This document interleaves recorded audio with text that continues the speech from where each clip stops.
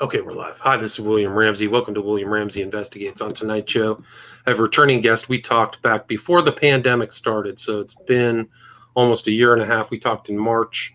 I have a 2-hour program with him to split up our last conversation into 2 parts, so you can go back and listen to that. His name is Vyzygoth, and for me, he's really one of the early greats, one of the people who was doing interviews and podcasting really at the beginning, maybe really even before I did a first show with him, which I think was 2010, 2011, almost 10 years ago. But he's interviewed people like Dave McGowan and done so many other shows. I think the first one, the show that he had was called Grassy Knoll, based on JFK, then Beyond the Grassy Knoll, and some other ones that he can go through. But we're just going to kind of reconnect, talk about some his old podcasting years and kind of bring it up forward. We're right very close to the 20th anniversary of 9/11, and we've gone through COVID, so we can talk more about that. So Keith Hansen, are you there? Yeah, the original show was called From Beyond the Grassy Knoll. Okay. It was named by the person who actually started it. He was someone with whom I worked at the library. His handle was Harry Spencer. So what he did is we did 1.5 hour shows a week. Let's see, I think it would be in March 2002. That would be it. And eventually I took it to the 2 a.m. stations in town and did it that way. And all this time we did record on Radio for All. So I had no hand in naming it. Harry named it From the Grassy Knoll. I had a column in a local newspaper, and their editor, for whatever reason, named that column From the Grassy Knoll. So it was just serendipity or bad luck, whatever you want to call it, that's how this whole thing started. And I was on the AM stations for quite some time. And then after that, I continued what we call now podcasts. Right. So you started super early, and you kind of did investigative journalism, parapolitics, really from the very beginning, right? Yes, absolutely. And can you talk about how that developed really from the beginning? And you had some great guests on too, and did some great investigations. You did one about Lincoln and so many of those that I remember now. Well, the thing is, in the very beginning, everybody gets beguiled by the secret societies and such, and so did we. And we kept it along going on those lines, except that I am a Christian. I'm just going to go so far with it. And then later on, when we went on to the AM stations, it got to be a little bit more of a a community kind of thing, in the sense that we interviewed people who had, it was Morgellons, lost children. We did some stuff that was live from when Katrina hit New Orleans, and that sort of thing. Afterwards, when we left the AM stations, because they were sold out, and things are seldom the same as they were before before the sale. I started doing podcasts, and then I got really down on, sadly, the whole 9/11 group.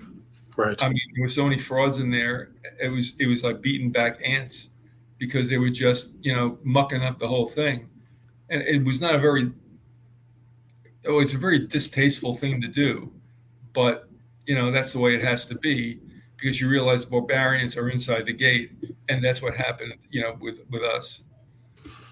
So you kind of went out on your own after the beginning, right? So then you kind of started your own thing.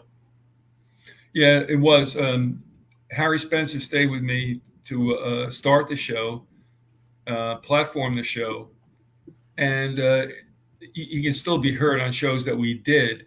He took more of a back seat when we were on the AM stations. They were twin stations, WDCF and WZHR, Dade City and Zephyr Hills, Florida.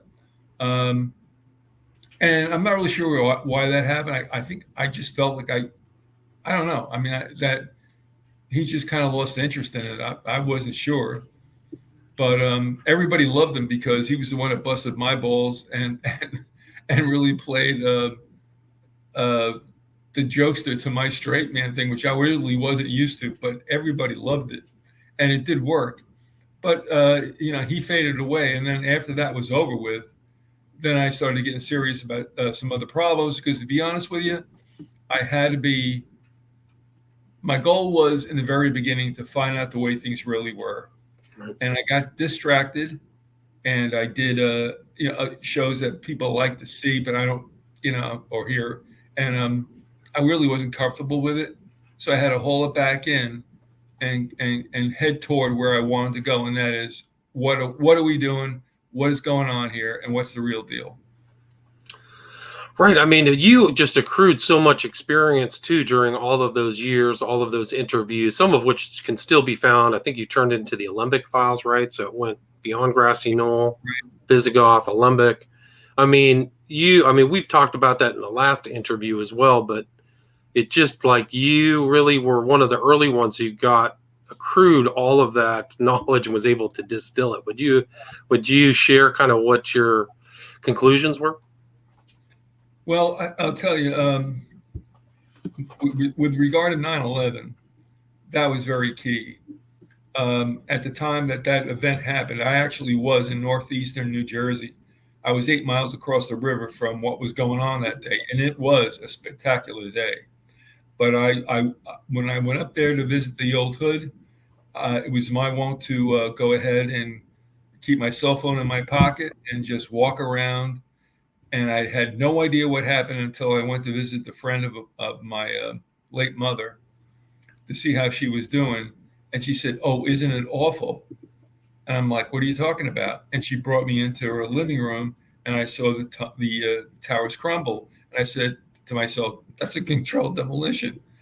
Right away. Wow. The other thing that's interesting is that on my way up there, I was walking along this very beautiful tree-lined street because it was early September. I mean, it was still summer. And I heard this roar.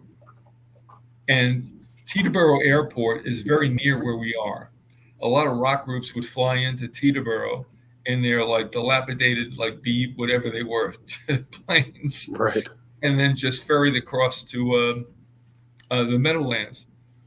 So you were used to planes coming in, but this was seen big and had a deafening roar. It wasn't a jet because it wasn't that fast. And the thing is that I looked to my south down the same street, and it was a gentleman that was out in the middle of the street looking up too. So I looked up, I looked at him, he looked at me, and I'm like, man, some plane is in trouble and it's going to probably try to drop at Teterboro. But that was not the case. Later on to find that most likely was, and I don't care how people think about this, I don't want to know, but whatever that second plane was that hit the towers, it was probably that. And a listener to the show on that very same day was down in Sea Caucus, which would be also in the flight path, and was walking between two warehouses and heard it, but looked up and couldn't see it. Not that it wasn't there. It was just that you missed your opportunity. And I have to admit, I didn't see it, but he heard the same roar. And there was video on YouTube that showed a plane that was coming around from the north, making a U-turn and heading for the south side of the towers. So, I mean, eventually I came to the conclusion that what I heard was the second plane. So you were really right there in the middle of it. I mean, pretty close. Teterboro, by the way, was where Epstein got arrested too, 2019. Sorry. Which is a whole nother impression on your story. But, I mean, that's a whole nother subject. But, I mean, that you were there at 9/11 is pretty incredible. What else? What happened next? Well, also, what's interesting is that I believe JFK Jr. Wanted to fly out of Teterboro. He was not an experienced pilot. And chose Essex. And my pilot friend at the time told me that on Friday nights, there were a lot of pilots hanging around just for people who want to go someplace and may not be instrumented to fly at night or in bad weather. And that's what happened. I mean, JFK left from Essex. But anyway, whatever happened overhead, was certainly not a plane in distress, which I thought it was. It was most likely a commercial airliner that was now starting to descend and was ready to make its quite a U-turn into the towers. But I got to tell you, I mean, honestly, I did not see a thing. The guy that was, a couple of hundred yards away from me didn't see a thing. But we both heard the same thing, and the listener that was down in the Sea Caucus heard the same thing. So anybody can make anything that they want out of that. I'm not going to get into the argument about were there planes, weren't there planes. Well, something knocked them down. And whether the holograms or not, I don't care. The point is that, William, the whole bit about 9/11 was who's responsible and why did it happen? Right. And who's responsible and why did it happen? Do you want to answer that? Yeah, we do it to ourselves all the time. Right. There are 3 books that I think are absolutely outstanding about the anatomy of a self-inflicted wound. They would be Robert Stinnett's Day of Deceit. He was a seaman in Hawaii at that time. Got information that was eventually released. That book came out, I think, in 2002. There's also a book in 1954 written by Rear Admiral Robert Theobald called The Final Secret of Pearl. Will give you a lot of insight on what happened that day. And not to overlook what happened with the Maine. That's another situation. The Gulf of Tonkin, that's another situation. But another great book with full of footnotes and endnotes, which are absolutely astounding, was Colin Simpson's Lusitania. Now, all 3 of those events had to do with the start of a war, and we did it to ourselves. So with regard to 9/11, I don't care if the Jews did it. I don't care if the Arabs did it. I don't care if the Lois Leblovians did it. But that could not have been pulled off without a stand down in this country. We let it happen to ourselves. I don't care if Bush was in office or Clinton was in office. I don't care about any of that kind of stuff. That's what happened. Right. Didn't you do a whole series on the Lusitania at one point? I vaguely remember that. Yeah, I did. I did a series on Lusitania. Simpson got his hands on, previously held back information. The stuff that he did show in his book was not redacted. And I'll just give you one example to let you know where this is going. The Germans had sent via their State of Department warnings for passengers in the United States not to board the Lusitania because the Lusitania was carrying stores and ammunition for Germany's enemy, which would be Britain. Okay. Right. Now, in the cruiser war records, that's a foul. Okay, you don't do that, which made the Lusitania a prime object. Now, what bothered me about this, and again, folks can read that book for themselves, is that Lord Fisher and Churchill were both kind of sharing the naval duties. I think the Germans sent 50 advertisements to be placed in American dailies of some kind of import, like the New York Times. Mm-hmm. However, they all got strangled except one. So Wilson killed 49 of the 50, and it just said, "Do not board the Lusitania because it's a ship carrying stores and ammunition for the enemy." Right. So it becomes a vessel of war, not a public ship. No, it no longer becomes a public conveyance. It becomes something that as a what do you want to call it?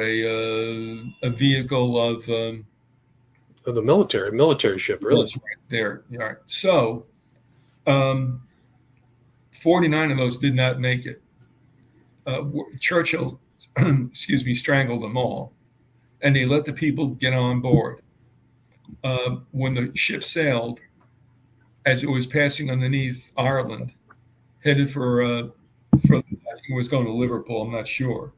But as it was going beneath Ireland and England, the protection for it was called back. There's an argument as to whether Churchill did it or Fisher did it, you can make your own conclusions. But the ship now was without any kind of support, and the Germans were laying for it.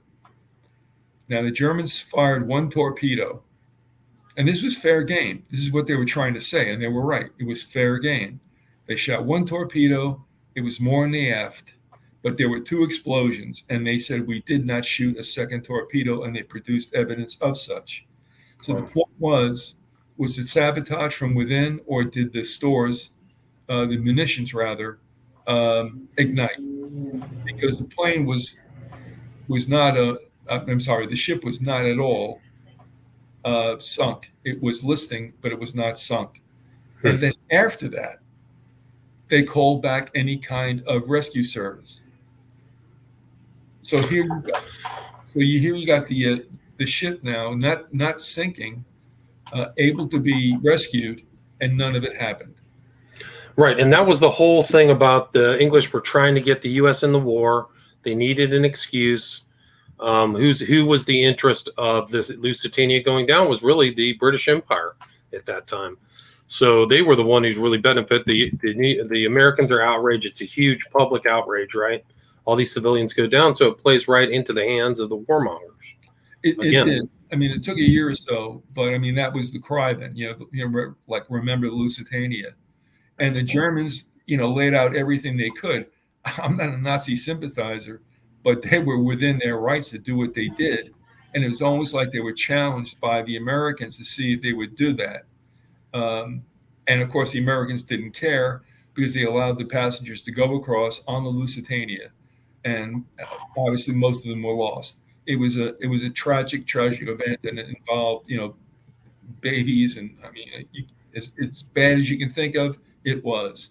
So that sat there for a while, but that was used as I guess a rally cry, because really we had nothing to do with the Germans. I mean, our situation was like we were allies with Great Britain, and I asked a friend of mine one time, well, what the hell did they ever do for us? Not much. Yeah. No. Nothing. They brought down the DC in 1812, so there was that whole situation, Revolutionary War, but yeah, not really that much.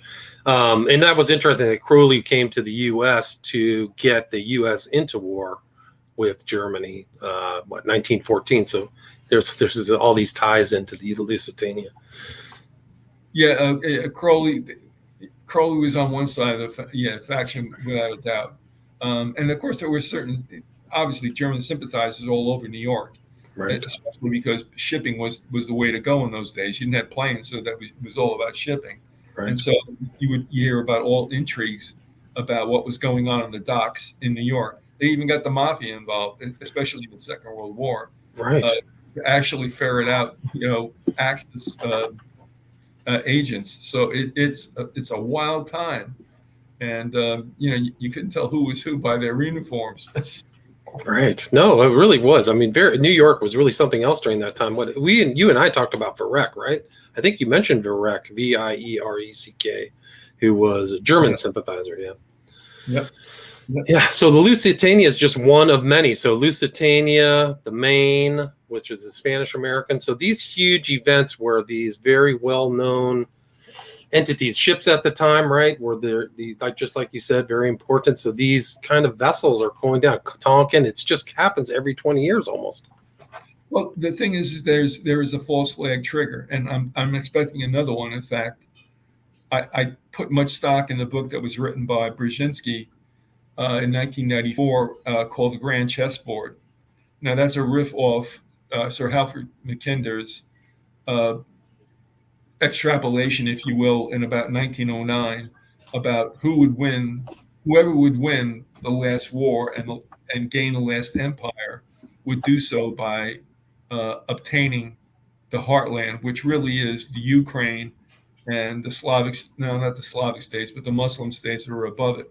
The reason why I bring that up is because in 1994 there wasn't really anything going on.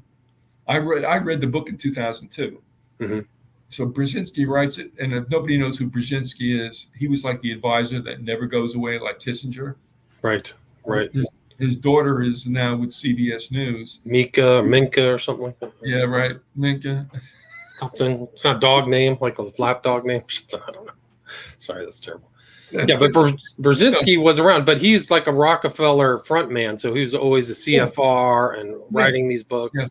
And you can talk, and the chessboard itself has kind of an illuminated reference to both that and the Technotronic era, kind of elite. Absolutely. I mean, the chessboard is a sort of Masonic redo of what Mackinder was simply calling the heartland. Gotcha. He just made it plain that the last war and the last empire would be fought actually on land. And here's where I'm going with this. And this is why it's kind of disturbing that we're over in Afghanistan and we, 20 years and what have we gotten? We've been in Iran. Okay, fine, that's great.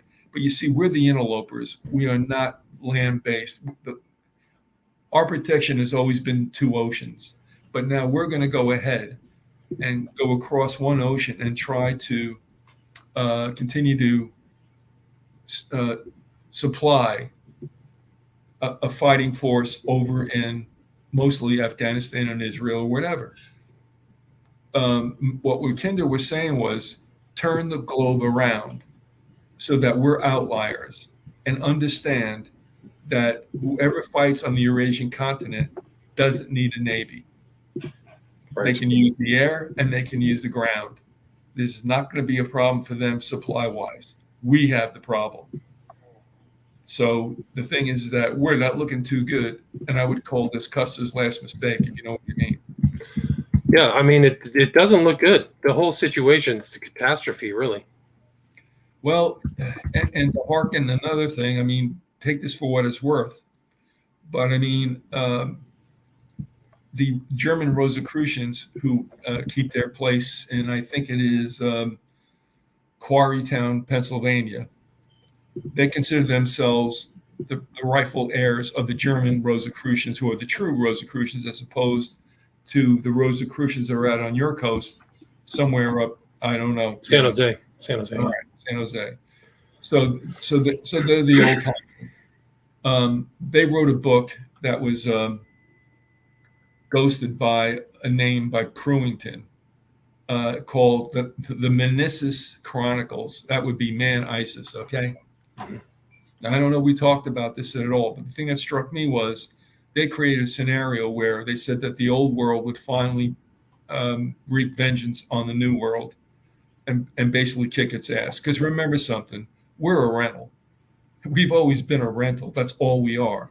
That we are as strong as we are is as strong as we were allowed to be. And indeed, we are strong. But when Britain started to lose its gas right around the Boer War, it was right at that time that Teddy Roosevelt let the fleet go around the world and show everybody that we kicked their ass. Right. Okay? So the thing is, we're not looked on as being part of the old neighborhood. You know what I mean? We're not in the staid rich people. We're just these like renegades that are on the outside that have to be dealt with sooner or later. That's what I got from the book, The Meniscus Chronicles. And they said that we would be invaded. And the only thing that would stop the conflagration would be a geological event, like tectonic plates shifting and such, where everybody would go back home. That's what they said. Oh. Now, also in 1913, in their 16th cavalcade book by, I can't remember, there was a primary family there. I don't want to say it was Phelps, it was something else.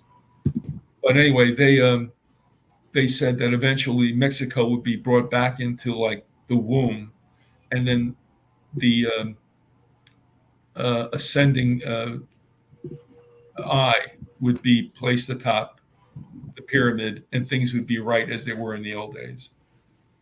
So you got two things going here. You got a projection for a war that will kick America's ass and put us in place, and you've got a Mexican intrusion into the United States, which would bring us back to the way we should be. And as they said, they would put the seeing eye could then be placed upon the pyramid. Right. So they've always been looking to kind of undercut American power, I guess is one way to take that. Yeah, because we're not part of that old system. No, really, we don't belong on the block. We've been allowed to. I mean, look, I'm not for this against this, but I mean, I've seen the way we've been treated, and because we are militarily strong, we think that nobody can take us down. But the point is, it isn't that. I mean, you've heard about rigged fights. Well, this is going to be a rigged fight. I mean, how in the world could we not win the Korean War? How could we not win the Vietnam War? It's Right. it was fought for gains, um, commercially, and that's all there. I mean, that's all it was to it. It wasn't about right and wrong and freedom and not. I mean, it was just about there was money there, and war made it accessible. And even in the Civil War, going back to that, when you were talking to me earlier, you mentioned the Lincoln series I did. It was clear that the North did not want the war to end as quickly as it did because they were making money, as were Confederate officers, as were businessmen. They kept that thing going because they were making money for both sides. And the Vatican was wholly behind a slave nation. Because remember, they're the first slavers in the Western Hemisphere. They've never cared. The Vatican has never made moves against slavery. They've never, ever, you've never heard anybody from the Vatican be an anti-slave person. That's their mentality, in my opinion. What people don't realize is that they're two-faced, okay? They have an ecclesiastical side to them. And many of their clergy, whom I very much adored. But be that as it may, they also have a political side that goes far, far back, more than anyone realizes. I mean, they got involved in kicking back the Ottomans in like 1542 in the Battle of Lepanto. You should just Google that. Right. The Vatican, frankly, told the Muslims, you can do what you want, but don't ever impinge upon us. Well, they got a little too big for their britches. They came into Eastern Europe, Bulgaria, Romania, and such, and we're moving in on the Vatican. The Vatican's like, okay, we can't do this. So they had a navy still, but they also called up a flotilla that involved other countries. One of the seamen happened to be Cervantes, if you remember that name. Right. Yeah. And they kicked the Ottomans' ass. That put them back where they were until probably World War I. Right. So, so you still have that involvement. I mean, the old world doesn't like the new world, wants to undercut it. What do you think is going to happen next? Well, I think we understand what's going on right now. And I'll be honest with you, I'm fearful. I did the shows about what might be. This was included in it. To be honest with you, I was hoping I'd be dead before it happened, but it looks like I'm going to be around for this one. The United States is getting undercut by 1,000 slices. The whole idea of the illegal immigration was planned. You can read about that in Jean Raspail, the Frenchman's book. It was Camp of the Saints. A lot of these books that were considered science fiction were also considered futuristic. And you got to figure out whether or not they knew something.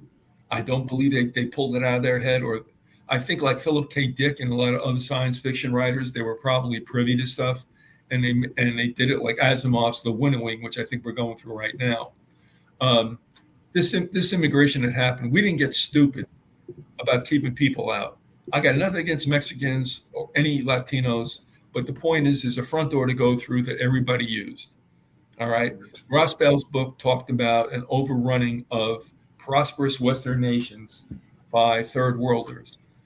I think that's very interesting, and I paid attention to it. That was written in 1975. Now, if I can digress for a second about Asimov's The Winnowing, do we ever talk about that? Do you know? What do you mean by The Winnowing? All right. Asimov wrote a short story that was included in a collection of short stories, I think entitled in whole Bicentennial Man. In about 1975, Asimov wrote this very short story about scientists that were approached about altering the lipoprotein of grain so that some people who ate it would be killed. Some would be sickened and rebound. Some would be okay. Now think about COVID. All right. Okay. Now you got COVID, which none of us know how lethal it really is because the numbers have been, for the most part, rigged. Right. But the point is that you've got something that kills people, mostly the elderly and the weak. Some people get sickened and they bounce back, and the younger don't have anything really happen to them. When I read The Winnowing, I said to myself, that's a very clever way to depopulate. So when COVID came around, I thought to myself, despite the fact that it's a nasty virus, it's man-made, and it's doing what Asimov said the lipoprotein alteration was doing in his book. Do I think Asimov was for this? No. Do I think that he may have gotten inside information? Yes. So what I'm saying is that COVID-19 is a depopulator. It is an absolute culture changer across the globe, and is worse than it really is. And if anybody remembers, they tried to pull this off with SARS back in around 2000, I don't know, 4 or 6. Can't remember, but I did a show on it then. And I did it off a Newsweek magazine. I mean, it was so funny that it looked like it was like Mad Magazine. They had this nurse or this female on the front cover, full face shot, eyeballs absolutely agape, mask on, and across the top of what would be her headdress, it said SARS. And right. So they tried all the fear. They laid on the fear of death. They tried to change stuff. I don't remember it having that kind of effect as this. No, it fell on its face, but it was a dry run, and I shouldn't have known it, and I did. Right. And Fauci's been around for 30 years. So these guys have perfected it. And a lot of these guys are part of the cartel. They come out of Pfizer and then go get on TV and sell vaccines. It's incredible. Like, some of these people have to be tried. If there's justice in the world, there has to be kind of an independent court case about a bunch of these people just shoving vaccines down your throat that don't really work and aren't that effective. There is no justice in the world, so forget that's that. True. Yeah, and they'll never be tried. Fauci also was a big scaremonger in the whole HIV/AIDS thing, where they AZT. Yeah, AZT was super toxic too. Yep, they were giving it to babies, and that was a whole nother fear element too. I mean, I think HIV was legit. Certain people died, but it was within a certain groups that really got affected by HIV, which is, intravenous drug users, homosexuals, etc. Sorry. But but they never made the connection that AIDS was caused by HIV, and the whole storm pulled away without making that conclusion a fact. But the point is, he was there at that. Yeah, so he has decades of experience and how to getting involved in social engineering, in my opinion. Yeah. Yeah, I mean, the thing is, I remember for all that I did, and I got into this just to find out the way things really were. I mean, I was a baby born in 1951, and I was around men who came back from World War II in Korea, and we're talking about a war and things done that I had never read about in my history books or heard about in my school. And that always bothered me. So it took to about, another 50 years for me to say, you know what, before I go, I'd like to find out what the real deal is. And I did. And it was more horrible than I thought it would be, because things did not make sense to me then. But Americans are good people. They don't know what it is to be lost, and they believe in their government because, our government doesn't propagandize us. And it does. And that's the thing you have to understand. When you wrote to me in an email, you mean Fox doesn't tell the truth? None of them tell the truth. They all just give it from the left and right and keep everybody at their throats. Meanwhile, we get cut down time after time after time. You can't rely on presidents. You can't rely on anybody in federal government, and you can't rely on the media. The only time the media gives you the straight stories is before they catch them. Just like what happened at 9/11. The truth was told in the next 48 hours, and then it got all doctored up. Right. To what it is today. Yeah, people said, hey, it looks like an explosion. Oh, this is it. There's explosions. People are making statements, and that all got covered up within, like you said, 48 hours. All those stories that came out, were gone. Well, what I thought was interesting also was when it came to alternative media, Alex Jones and his ilk just focused on New York because that was the big and bad thing.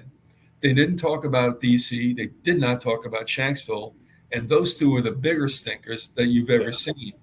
I don't know if you've ever had Craig Ranke on your show from CIT. I should. Huh?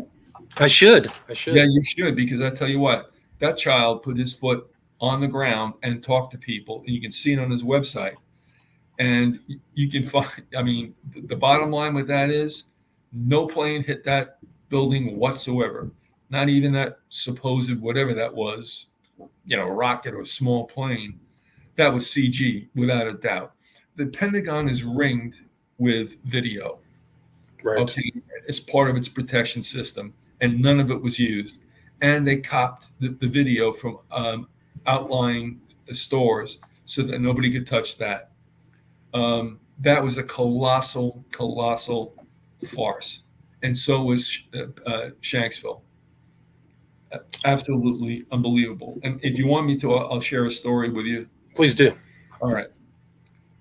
I was riding my bike down here in Florida, and Victor Thorne called me up, the late Victor Thorne, and he said, "Listen, there was a woman who read our book, and what he meant by that was he made a book that was 3/4 based on our shows that we did on 9/11, because nobody was doing anything on 9/11 on Flight 93." Right. And I'm like, okay, look, I'll get right home and we'll do a 3-way, because he didn't have the ability to do a 3-way interview. Mm-hmm. And he told me, he goes, look, I don't know what's going to happen, because as the woman was talking to me, they were an elderly couple. He said, I could hear the husband in the background going, you shouldn't be doing this. You shouldn't be doing this. So he didn't know there'd be a second tape. Well, I'm still on my way back home. I get everything set up. She didn't answer the phone. Their names were Bob and Shirley. I forget their last names. I'd written it down. It's a piece of paper, long gone into landfill. But what she had said was, and if you take a look at the map of southwestern Pennsylvania, there is Imgrund Mountain Road, Imgrund. And you can see that there are several switchbacks, which means it is a steep hill, okay? Mm-hmm. On what you would call the southeast side is a bald spot that's been there since that day. I don't know. There's a bald spot there. But what I am saying is that she said that most people know that a plane went down on Ingram Mountain. The two of them drove up to see if they could reach it. And then the road was so rocky that they thought they may not be able to get out of there. So they only went a certain distance and then back down. But she said you could smell the fuel all night. She said there were trucks going in and out of that area. She assumed they were taking pieces of the plane away. Do I believe that there were people in there? No, I believe it was a remote like everything else was. All right. So do I, yeah. Yeah. So she said that there was no doubt about the fact that the plane went down there. She also said that the city of New Baltimore, which is on the southeast side of Ingram Mountain, near the turnpike, was yellow taped off, and men in black suits were telling people to shut the hell up. Okay. And that also casts light on the fact that, we heard all this stuff about Indian Lake Marina, how these people heard an explosion and they went outside their houses and they saw this stuff floating down. But just think of this. Nobody saw the plane go down except Lee Purbaugh, who said he saw it go down in that junkyard where he worked, and that was his first day. Okay? If you take a look at that site, I always wonder, where do the 10-ton engines go? Right. You know They're what I mean? almost the things that always remain in those crashes is an intact engine. They usually don't fall apart or atomize. Right. And the same thing with the Pentagon. Craig said, look, Craig talked to two cops that were at the Pentagon at this famous Citgo station. And they asked them, did you see a plane? They said, yeah. And they said, we saw it on this side, meaning the left side of where they were. But that path of knockdown lampposts and stuff was on the opposite side of that. So what they saw was something big and made to look commercially like a plane. but it never impacted the Pentagon. And nothing impacted the Pentagon. I mean, when you take a look at the first photos, you've got what? A two-car garage-sized door opening. Right. Yeah, nothing. Yeah, Yeah, if that. Can you look at your monitor? Is that Craig Ranke right there? Do you know what he looks like? no, I don't. So I'll Okay. take your word Well, for it. okay. Well, he's on YouTube, so I don't know what that is. It's Craig Ranke. Craig is a straight shooter. I mean, once I just took liberty with a fact, and he called me on it, and I said, "Yeah, you're right. You're right." I mean, Craig is fastidious. But the thing you have to remember about the Pentagon too is that you supposedly have one of those planes going through 3 rings Right. of the Pentagon, and then after the 3rd ring is penetrated, there's no sign of a plane. So how does that happen? I mean, you get the softest part of the plane going in first. We have no signs of the engines, and after 3 rings are, and I might add, very perfectly blown, which would make you think that they're shape charges. You got no remains of the plane after the 3rd ring. So what did this plane do? Go through 3 rings and disappear? I mean, it's just crazy. So the Pentagon and the Shanksville story, and the thing about the Shanksville story is this: if you used only the New York Times on 9/12 and 9/13, you'd find out how the stories conflict and how something has got to be wrong. 11 people saw whatever that was, Flight 93, descend slowly. And then one party said, I saw it goose up over a mountain ridge, like it had to be pulled up because otherwise it would have hit the ridge. Right. All right. None of them saw anything unusual about the cabin or cockpit. Edward Felt, who was the guy that was in the bathroom saying there was a bomb exploded. Well, guess what? If there was a bomb exploded, there'd be something streaming from the plane. The people on the ground saw nothing streaming. Okay. And by the way, if you're in a bathroom in a plane, you're like in a Faraday cage inside a Faraday cage. The chances of him having any connection is false. So in other words, 11 people watched the plane descend. 2 of them saw it go over the mountain, but none of them saw it crash. It did crash, but they didn't see it, and they saw nothing streaming from it. And you can read that yourself in the New York Times. So Felt's story was bogus. Also, Elizabeth Hirsch, was it Elizabeth? What was the last name of her? I can't remember. I don't recollect. I don't know. All right, but the thing is, she was talking to her husband supposedly, as he was telling her what was going on. But that's not possible either, because here's what happens. She said it was on a cell phone. If you read the 9/12 New York Times, it was a cell phone. Jeremy Glick.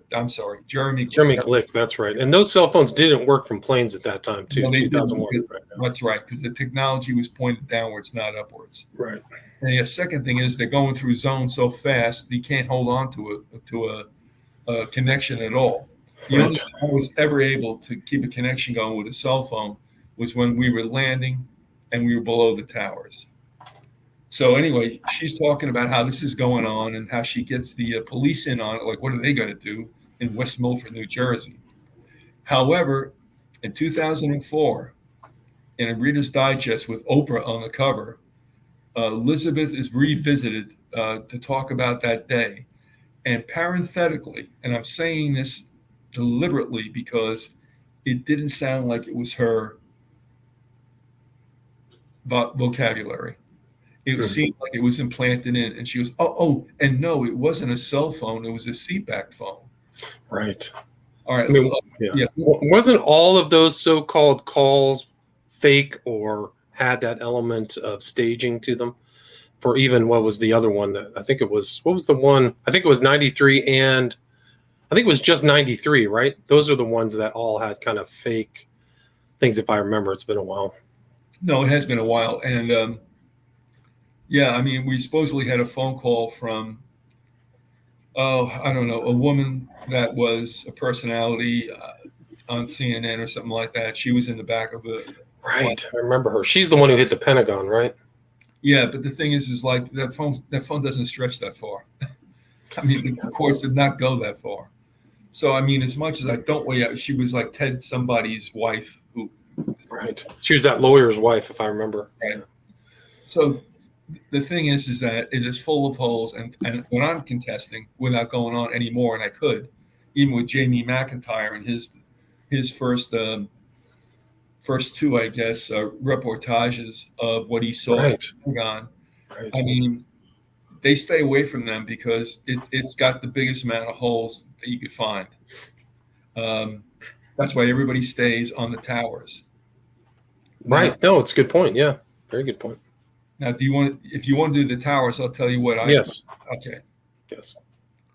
There's a guy by the name of James Kosher, Koisor. He was living in an apartment building in Jersey City, directly across from the towers. He was rehabilitating from an operation. So it was a beautiful day. He goes downstairs to his friends, and they're all yucking it up and stuff. And one of them leaves to go to work and calls back to the house and says, "Do you see what's going on across the street?" And they weren't looking.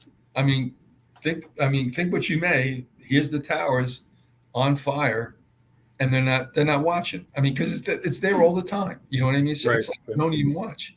And they take a look across and they see one of the towers in flames. Well, Kosher goes ballistic because his wife is working at the Empire State Building. They're turning the radio on. Nobody knows what's going on. And he's begging his wife to get across the Hudson as fast as she can because he expected the Empire State Building to be hit. And he had reason to believe that. Right. So here's where I'm going. He sent me the raw video on a VHS of what happened that day. He later on produced a DVD that was distilled down. So I saw the first and I saw the second. What he catches on the video, before you can see it, you can hear something coming up from the south of the Hudson. And that would be the last plane that impacted. I guess that would be what, the South 175. 175 hit the South Tower, yeah. All right. So you can hear it before you see it. Now, you can say it. You can say there were holograms. I don't care. All I know is that it sound, it had mass, and it put a hole in that building. And unfortunately, during that whole video, you could see people jumping out. There were other explosions that took place throughout the building, all while this was going on. He came to me. It was 10 years after that he had shot the video. And he said, "Listen, can you help me get this thing marketed?" Now, I didn't make any money on it. I didn't care. I had him on. That's all I did. And I just saw what he had. I had no problem with it. When I saw people take pieces of it from the Facebook, they ridiculed it, but it was absolutely bullshit that they were talking about. I mean, it was obviously they were killing it.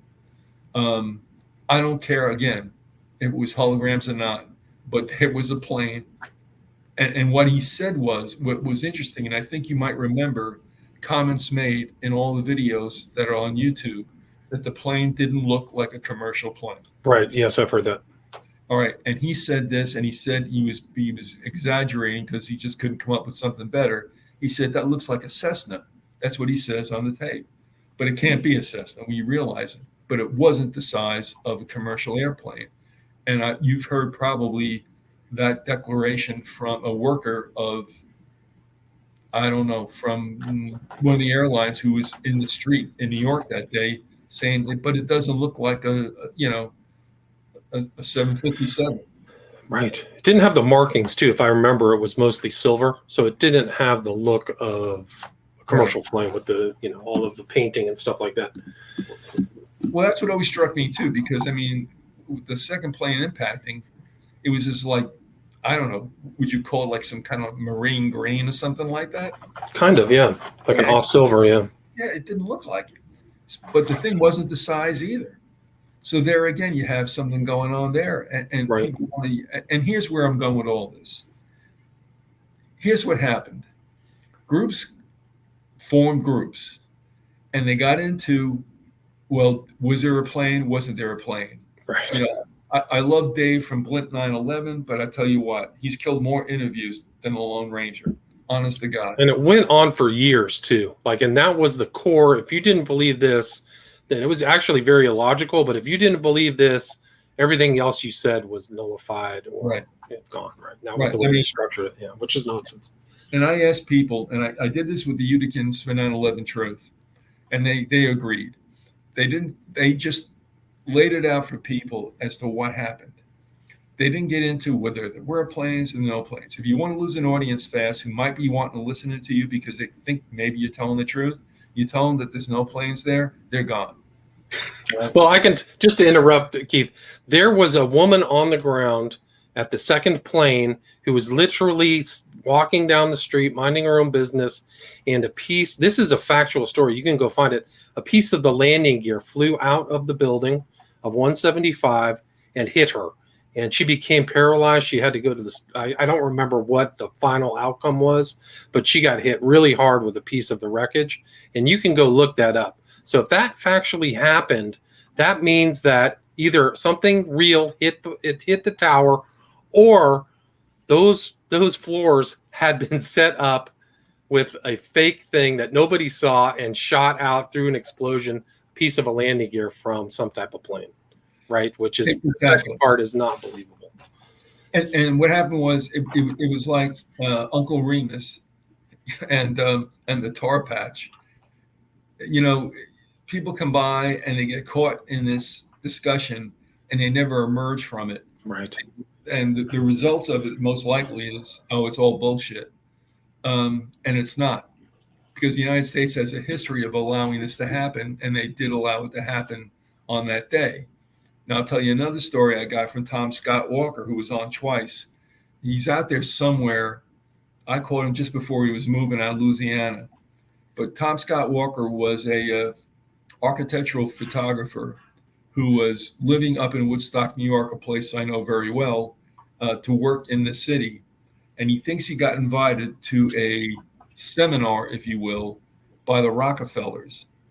And the gist of this whole thing was, the Rockefellers were pissed off because they were being told by the EPA that after years of the towers being up and buffeted 24/7, seriously, by trade winds that come up from the coast, that the building was being corrupted, so that the fulcrum or the friction point would be around the 10th or 12th floor. But the point was that they were going to go down sooner or later. And they were full. They had to be refitted because they were full of asbestos too, is my understanding. All right, which would have been a massive cost. Right. So Rockefeller was like, "No, we're not doing this. I'm not paying for it to be deconstructed." So just keep that in mind. The other thing I would say to you is this: to lay in explosives or to do any kind of work on the towers was no worse than it was than 1962, when I think it was the threat of Hurricane Camille. I think it was Camille in 62. The thing was, they knew that a lot of the tall buildings there would be at risk. So what they did was they sent workmen into the core. Now, once you're in the core, you're not seen. You know what I mean? It's like a sleeve inside the building. Mm-hmm. And they went into that building, whatever was there at the time. I don't know, the Empire State Building, the Citicorp building, perhaps. But they went in and shored up the internals of these buildings in anticipation of Camille, kicking ass up there. Mm-hmm. Nobody knew they were there. My point is, and by the way, Camille did not pose the threat they thought it would, but the buildings were still shored up and nobody knew about it. My point is with the towers, you could have people, all you got to have is just the uniform and the tag, and you get in. And once you're inside there, you can do whatever you want. Yeah, didn't they say that there were people around the towers before 9/11, that there were weird things, retrofitting or people back? And so some people had stated that, if I remember correctly. And I think there were pictures from before 9/11, sometime in that 2001 area, of workmen taking pictures through there. So some of that became public. But yeah, I mean, it's a huge, massive, set of buildings. So it's not like a small 7-foot tall, 7-story building. There's just tons of people through there. And then we can get to building 7, which doesn't fit into the narrative too. But the Or thing building is, 6. once you get inside the core, you're not seen. Right. That's workman area only. So it's not a big deal. And we're not talking about laying in bombs. We were talking about whatever they're using at the time, plastique or whatever. So it isn't like it's there's any kind of logistical problem whatsoever. They could have been in there for a month or two more. It wouldn't have meant Right. anything. They just disappeared. And I mean, we're talking about 2 towers when about 5 went down. Right. Yeah, there's more than those 2. They always just say the Twin Towers, but there's a lot more going on. That whole complex was blown up. I think 6 had a huge hole in it. There was all kinds of things going on there. I think one of those early, the Naudet brothers videos after they filmed 9/11, plane 11 hitting the buildings, they did some other filming underneath the towers, and I'm pretty sure that there were multiple explosions heard, if I remember correctly. I have to go back and listen to that. Well, they were. I mean, you can even see them to this day. I mean, I saved a lot of this video, which now is on a computer that no longer exists, so they're gone. But I mean, you had Willie Morelli, I believe, who was a workman there. He was a real New York guy, and he was talking about being 7 floors down in the shanty where they would dress for the work that day.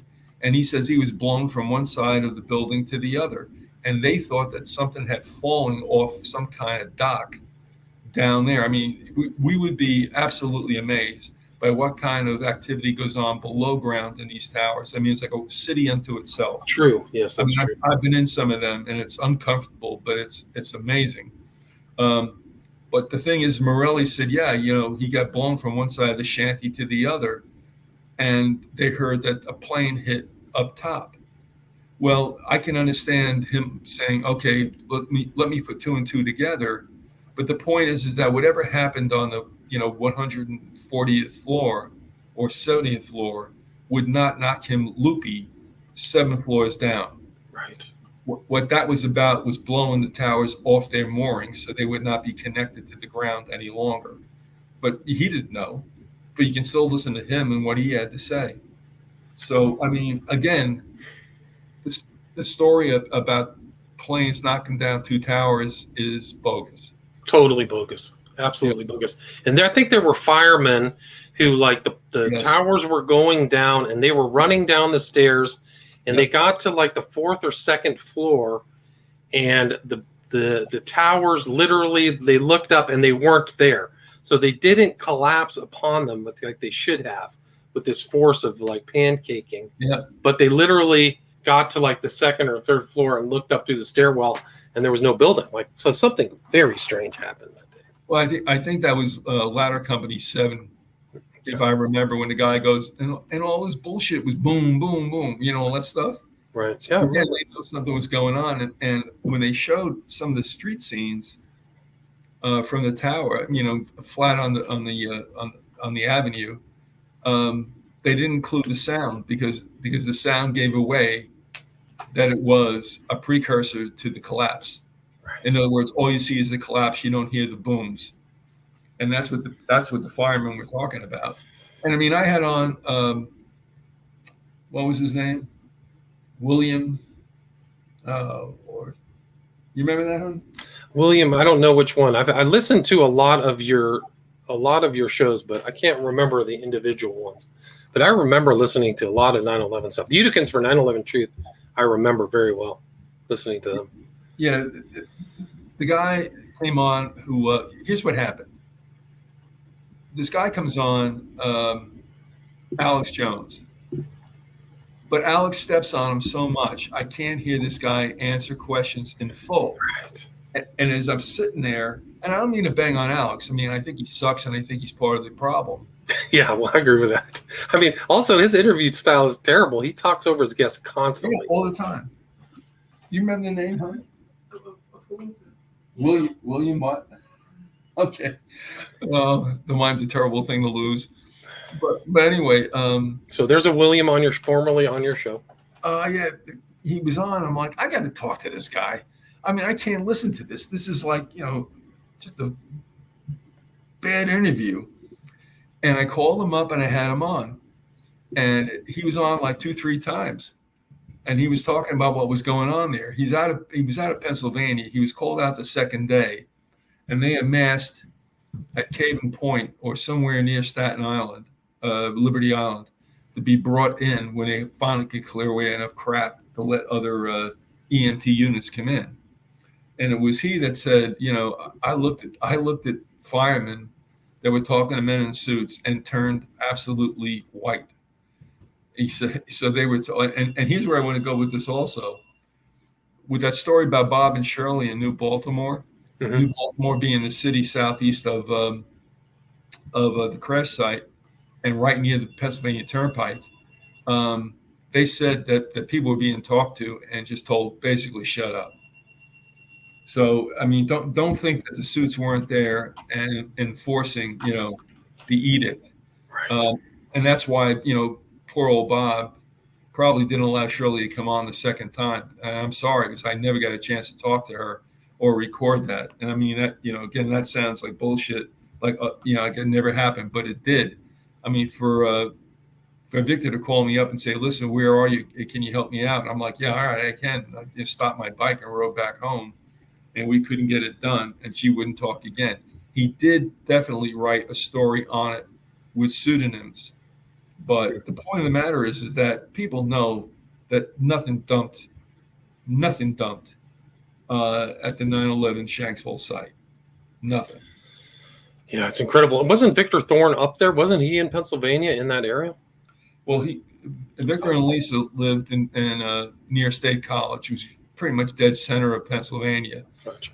But they were able to, pretty much take off in a minute, and they went down there. I looked on Google, and I looked at it. If you look at Ingrun Mountain Road, and you do follow it to its apex, and of course you're looking at 2D, so it's you got to not use your imagination, but you got to make some exceptions. And you can see that there is a scar on the southeast side of what would be the peak. It's still there. It was there in 2001. It's still there to this day.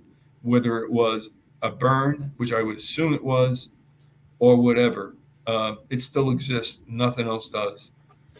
Yeah, and it's crazy. Victor Thorne decided to kill himself right during Hillary Clinton's campaign for the presidency, right? I don't know when he did it. I only know that he did do it. And I'll only say this. I enjoyed working with Victor. He was thorough. I did not know him to be at all playing fast and loose with the truth. But I also know he had some monsters. He did. Not his real name either.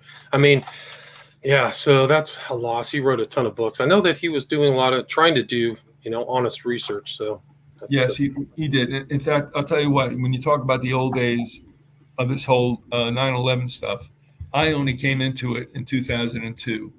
Harry and I started our show in March of 2002. I started to get interested in the fall of 2001, even before 9/11, but not really to a point where I wanted to do anything about it. As I said, I was visiting friends on September 11th in 2001, and I just looked at the collapse, at my mother's friend's house, and I said, "It looks like a controlled demo." I mean, that's it, And I went home, and then the next day, it was the next day. It was a Sunday. The New York Times comes out with all these schematics and these great stories. And I'm like, how in the world can you know what the hell happened when the National Transportation Safety Board takes about 3 weeks to say boo? You know what I mean? They had it all set up. And I'm like, that's not right. And I got a friend that was flying for Continental, and I mean, he's my best friend. If I did not know him all my life, he might not have been tolerant of me, but he had to admit it was a little strange. But I didn't do anything with it. In fact, I flew out on the very first flight that was released from Newark to Tampa, and they were like, I tell you what, there were cops all over the place with German shepherds and everything. I mean, it was like being in like East Germany, 1951. So, I mean, I looked at a friend of mine. I'm going to suppose this is probably the safest day to fly the whole year. Probably, yeah, probably after that. I remember flying in October of 2001. It was very safe. When we landed, everybody clapped. So that was, something else. I mean, it's just incredible. You did so much work. Do you know where people can find your old 9/11 shows? Because I think the Alembic files or something is still collected online, right? I never put up one of them. Other people did. I didn't stop them. They didn't ask for permission. They don't have to because I was out in public domain. So I wasn't going to get like that. Whatever is out there is out there. That's all I know. I mean, even to this day, and I will tell you, like yesterday, I got a file sent to me that I did with Dave McGowan in back of Program to Kill, and I had no idea. I gave my archives to my former webmaster, who succeeded Angie, who was absolutely outstanding. So, and I've lost contact. So I never know what's out there. You had Thinkerbee, Eaton. You had a lot. Your domain is still available right now, Thinkerbee, Eaton. But I remember all that stuff, because I was definitely a listener. Well, I apparently hit one of these. Apparently, I got like 470 some up on Radio for All. Radio for All, that's right. I think it's there. Yeah. I don't know that they're active though. No, I mean, I was fortunate. I got lost for a point there where I did some occult shows and stuff like that, which I just felt I had to do just because, it was a buffet. And I realized my heart wasn't in it. And I really didn't like these people. And what it came down to was when I went back to the podcast, I got serious about this. And I mean, I know we're running out of time, but I mean, whether you like to hear this or not, William, I mean, go ahead. Not you, but your listeners. It made me understand the Bible is true and that we are headed for a very rocky time. We are now into it. I thought it would have been militarily instigated, but they used COVID to do it. They've got people scared and running. They've got them in clutches like you see in Twilight Zone where they hate the people who have the light. You know what I mean? Right. And I realize now that this is the time, being a chicken at heart, that I would have liked to have missed. But apparently I'm not gonna, unless my ticker gives out sooner than I expect, which I'll be completely fine with. But I mean, they're at the door now. We've been promised by depopulationists and Satan's minions about bringing to the people a new feudalism. You can read who's the playwright? Oh man, George Bernard Shaw. Yes, if you remember that unbelievable quote about you will be fed and you will be clothed, and if you cannot live in that, you'll be killed in a kindly manner. Right. No, he's a total eugenicist. Yeah. Yeah. Well, I tell you what, if people are going to take notes, you can go to Galton, GALTON.org, and you can hit on a seminar. I don't have it up in front of me. You can hit on a seminar in which H.G. Wells and Galton kind of go back and forth. And it's really chilling because, for the most part, H.G. Wells, who we always look as a pretty groovy sci-fi writer, right, says, listen, we'll do what the Romans do. We'll kill the hindmost. So frankly, if you're not up to snuff coming out of the uterine canal, they'll just kill you because they just don't want to bother with you. Right. I mean, do you know that George Bernard Shaw was one of the persons who first talked about the use of a gas chamber? No, I don't. Yeah, here, I'll read you this quote. A part of eugenic politics would finally land us in extensive use of the lethal chamber. A great many people would have to be put out of existence simply because it wastes other people's time to look after them. That's George Bernard Shaw, lecture to the Eugenics Education Society, reported in the Daily Express, March 4th, 1910. Yeah, I mean, and that's why it resonates so much more with me now. I mean, you hear these personages that pop up from Europe, like Schwab and stuff, and it's the same stuff. Right. It's like it's never gone away. I mean, these people, even the royals of Europe, who we look at as buffoonery, are not buffoonery. They think they're Merovingians and they're in the line of Christ. And they're in the line of David, right? There you go.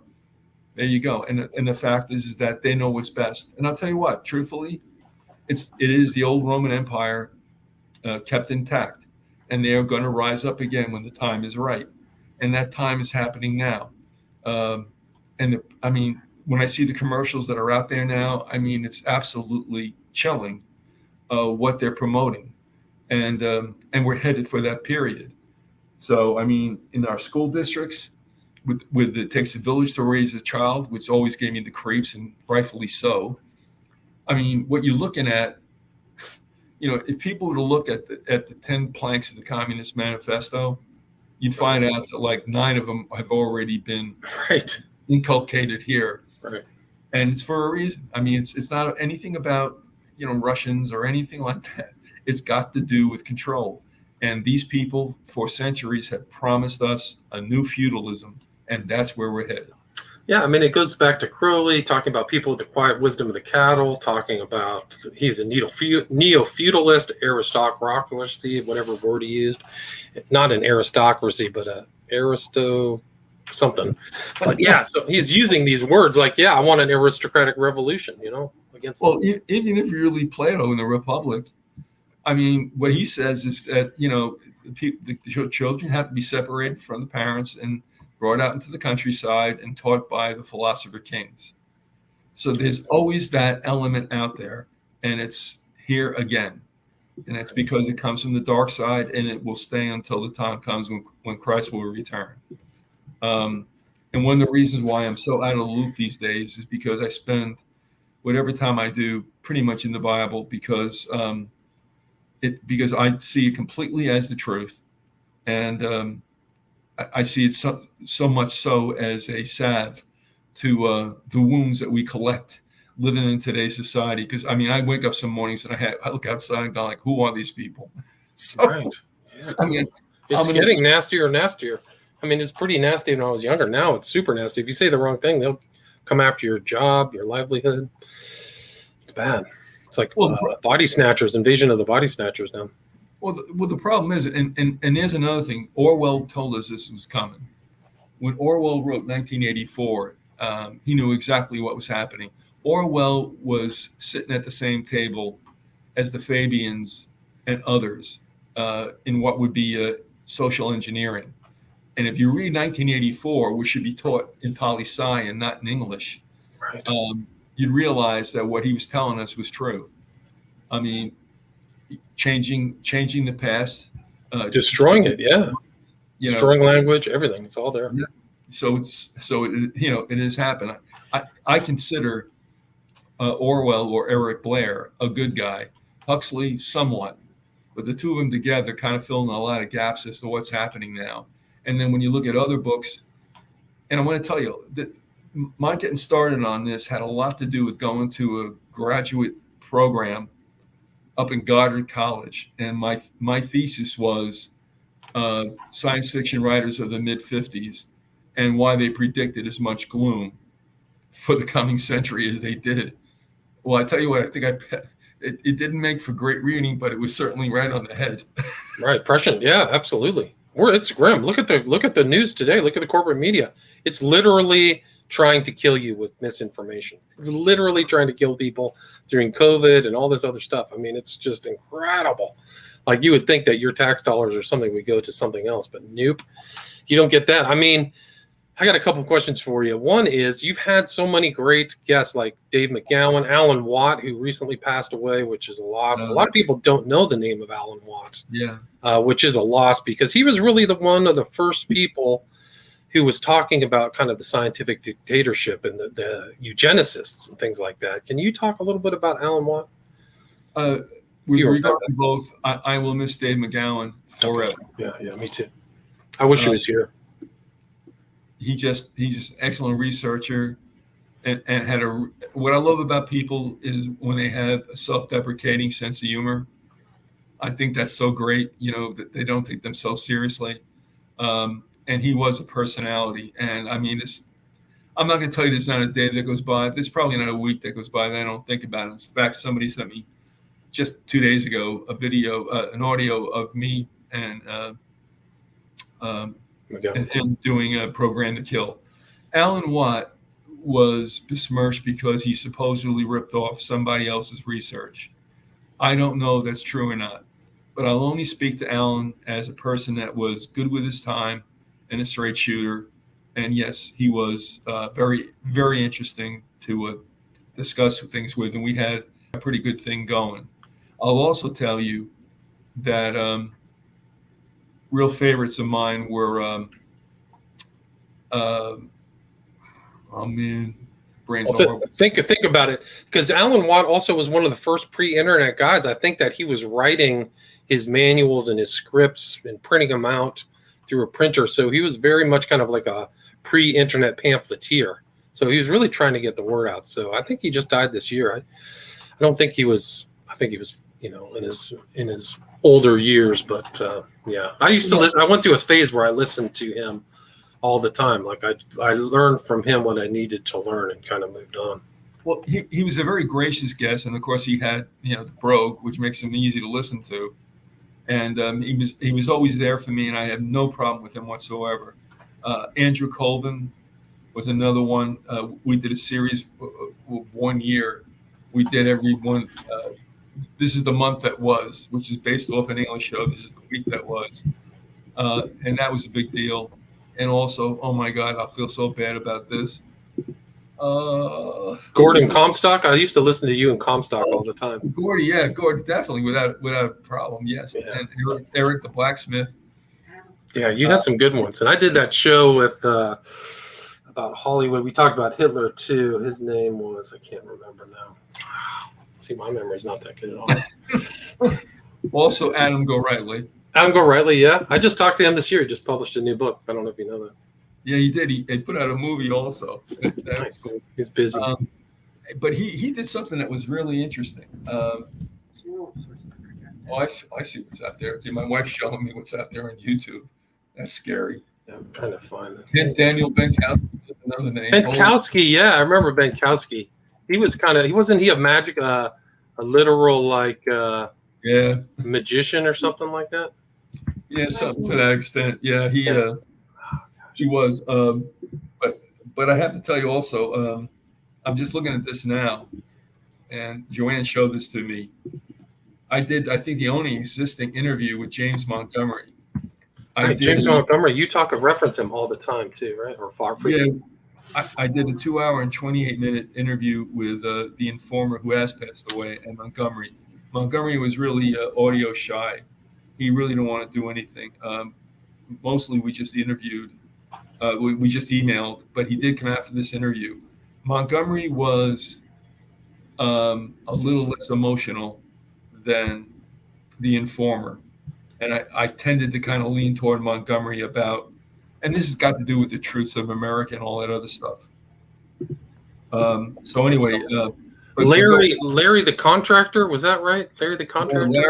Larry the contractor guy. Yeah, that's why I did the show. Yeah, 12 episodes on Nazism. That's right. And then I did a lot of books because I worked in a library and I saw some books that were going to get thrown out. They were donations.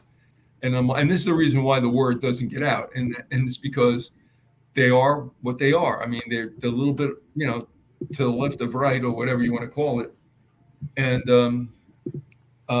they don't make it into the stacks. But I took them and I did shows on them. One of them was The Ominous Parallels by Leonard Peikoff, who was a professor at Hunter College. I mean, and he called it right on the money. He wrote a book in 1982, The Ominous Parallels, The End of Freedom in America. And he likened our culture to the Nazi culture, because you can substitute the word Nazism for statism, okay? Yes. Yeah. And I'm going to say this much, okay? I have no problem living in the United States. I have no angst against it. I have no powerful feelings one way or the other. This is where I was born. This is where I pay taxes. This is where I lived. But this culture is turning fashionable. And they use COVID to do it. Now, you can imagine what it's like, in a twilight zone, if they find out one of you aren't vaccinated. You're going to get stoned on the city's fringes. That's what it's about. Patriotism is statism, and it's unthinking. It's just reacting, and that's what Peikoff was trying to say in The End of Freedom in America, The Ominous Parallels. It doesn't take much to get people to start to turn like a bunch of starved dogs. And I see that happening here. And the one thing that really upsets me is, like, as you know, I mean, I played ball for a lot of years. I was a coach, as an umpire. I like athletics because it was a release. But in today's day and age, all these shows that are out there are really rotting social change. And I don't mind that athletes have opinions, and I don't mind that talking heads have opinions socially. But you know what? When I'm watching sports, I want to watch sports. You guys have enough platforms to do your thing elsewhere. But this is a very insidious conveyor of culture, what's going on right now. Yes. And it's happening with sports and entertainment. Yeah, it is. It's all politicized. Everything's politicized. The numbers are politicized. Everything. It should really scare the living daylights out of people. We're not that free. We talk about the land of the free, home of the brave. That should just be stripped. That axiom should be stripped away from this country permanently, because it does not apply. We're very little freedoms left, and it's definitely not the home of the brave, in my opinion. And I agree with you. And the thing is, they'll make the people want it. That's the whole thing. And that they're being manipulated into wanting this. You know, that's why I always said a democracy. Well, you know this yourself. Democracy is a bad word. I mean, it's not positive. Yeah. Yes. All you have to do is get the mob on your side. And if you get them on your side, you'll have the critical mass to get what you want done, and you'll call it freedom, and it's not freedom. It's not freedom. No. In fact, mobocracy is not freedom. Yeah. Well, the more people talk about freedom, you can guess one thing: the less you're getting. Right. I totally 100% agree with that. And when they talk about democracy, and they do it now in this context, it really is about mobocracy. And the country in its founding was not democratic. It is a representative, a Republican. No. So they were afraid of democracy. They wrote about it all the time. And so all the old Greek philosophers as well were afraid of the mob. So when they talk about it today, the mob is ruling a lot of stuff. A lot of these, like Chauvin or whatever, what he did was bad, but I don't think he intentionally murdered that guy who was on drugs. And I think the force of the mob influenced the proceedings in a negative way. And, I feel sorry for George Floyd. I feel sorry for Chauvin too. Well, the thing is that this is not coming by happenstance. It's being orchestrated, and every opportunity that presents itself, because they always do, it's being manipulated in a certain way. I mean, and I'm sorry, you can call me racist if you want to. I'm just observing this. But I mean, I'm looking at TV now, and if you came from Mars and were watching TV, you'd think that like 3/4 of the country was black. Yeah, it's true. I mean, if that rubs up your back, fine. I mean, all I'm saying is that I was alive in the 60s, and I know how bad things were then, and they were bad. But the Jim Crow days are over, and it's after a while, it's like, if you're not going to get it done with all the breaks that are still out there since affirmative action, and I know this, like I said, it's going to piss people off. It's like, well, what do you want? I mean, you can have 7,000 out of 8,000 actors on TV being black. That's not going to help the black population. You know what I mean? It's going to help the 7,000 actors who are black. So, I mean, if it ain't fixed, it ain't going to get fixed. And as much as we say about our country that we're together, we're not together. No, we're not. It's not together anymore. Yeah. So it's kind of the future is going to be very grim. The next couple decades, I'm about as opposite of optimistic you can imagine. Well, I'll tell you, bro. Yeah, I mean, you have children. I don't. It's only I and my wife. But what I see happening now, it's not, look, anything that media does, and media is bought out too by the same people who run the politicians. Right. All right. All they are, I mean, people get pissed off about Biden. I couldn't care less. He stinks. Bush stank. Obama stank. It doesn't matter. All they are script readers. If this country's going to go socialism, they need a Democrat, so they're going to use somebody. Joe Biden in Pennsylvania is an absolute laughingstock. This guy's got his hands on more girls' tits than you've ever seen. I'm serious. Go look on YouTube. I mean, it's just a joke. Do I care about him? No. Did I care about Clinton? No. Another liar. But these are the people that are put up there to sell the script. That's what they are. They're salespeople. And so the whole idea of Democrat and Republican is strictly to keep people at each other's throats, and it's never been worse than it is now. Yep. And in the meantime, we go down the tubes. Yeah, I mean, it's not looking good. I mean, it's not. You have accrued so much experience and wisdom with all your shows and all that writing. When you're going back and looking through the Bible now, can you share kind of what your conclusions are? I mean, I know that you're a Christian, but like in current times in my life, I go back to the Bible and I go, oh my gosh, this is true. This is true. I didn't understand that. Yeah. I mean, do you have those kind of moments? Oh, without a doubt. I mean, when we first began the show, I really didn't want to do a lot of cult stuff, but people seem to really like it, and I get it because it's like spooky and stuff like that. But I wanted to get away from it. And then Harry said to me, we're getting too churchy. And I'm like, well, that's the way it is. And I'm not going to say that led to our splitting, but I started to realize more and more that what I was seeing about the New World Order is congruent with Satan's takeover of the planet for whatever period of time. And so I have no problem whatsoever. I mean, if people aren't deep into the Bible, I mean, if you only read the New Testament, I think you'd understand exactly what's going on. And I, in the way I didn't, and then I did, and I'm like, and that's when I turned the show to being, pro-Bible. I mean, look, there are a lot of biblical con men out there, all right? But here's the one thing. Get yourself a Tyndale, a KJV, or Geneva Bible and read it. Don't let anybody tell you what the Bible says. You read it for yourself. Lord will take care of the rest. And so, yes, William, I mean, to be honest with you right now, I'm in that stage now where I'm nesting with the Bible because my time has come and it ain't good. Yeah, I'm sorry to hear that, man. I mean, you've just done such great work, and I really appreciate that. What what do you look like for you as far as like where can people reach out to you? Do you have social media? Is there something like a website? Or, I mean, I know that you're kind of still chatting with some of your old pals, right? Yeah, I mean, all I use is email, and since you brought this up, I'm going to lay it on you.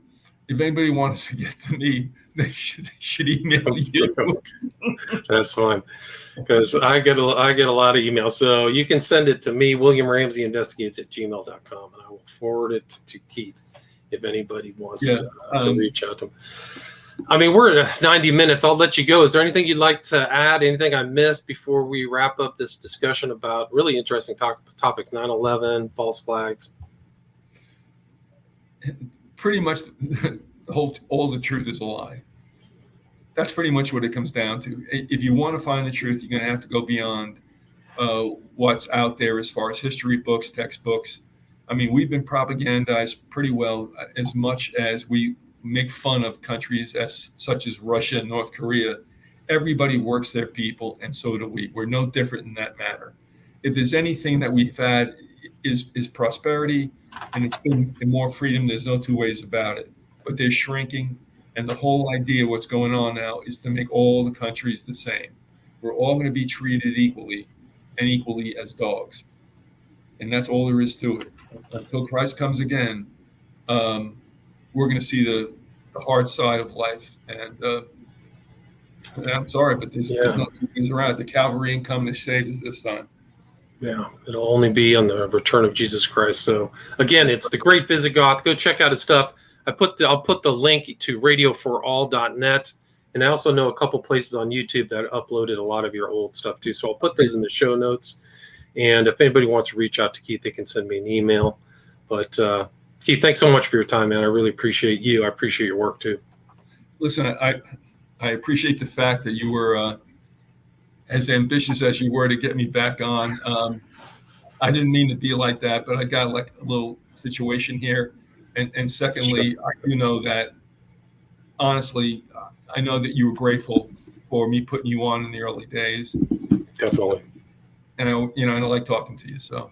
Yeah, likewise, man. It's great to be with you and talk with you again. And persistence pays off. I'm determined. That's why I get these guests. They just give in. They just give up. after I send them email after email. They don't have a choice. Hey, if I go on, he'll go away. That's so it's worked for me. But Great. thanks so much, Keith. Take care. Have a great day. All right, brother. All right, Best take to you care. and your family. Don't. Yeah, thanks. Don't hang up. Don't go anywhere.